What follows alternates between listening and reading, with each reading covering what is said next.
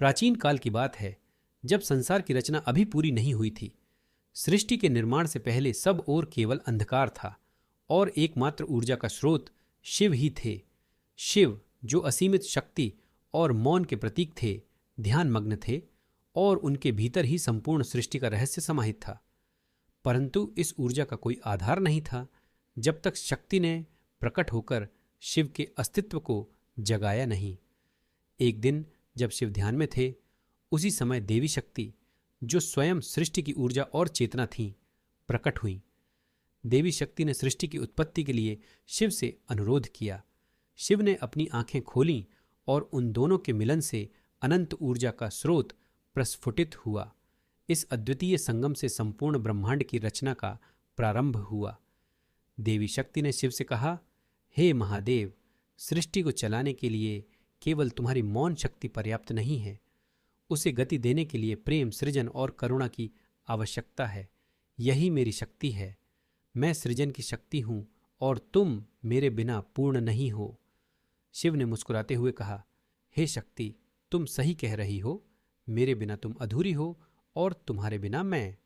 हम दोनों एक साथ मिलकर ही इस सृष्टि को संपूर्ण बना सकते हैं।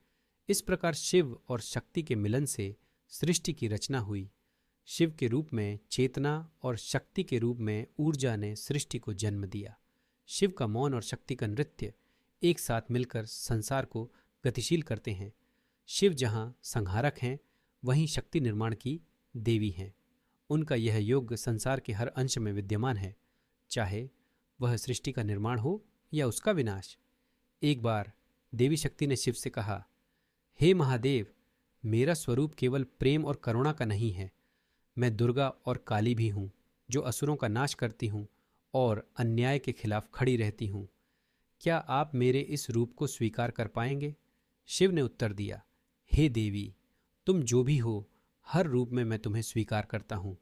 तुम्हारा हर रूप सृष्टि के संतुलन के लिए आवश्यक है। तुम दुर्गा हो, जो धर्म की रक्षा करती हो, और काली हो, जो अधर्म का अंत करती हो।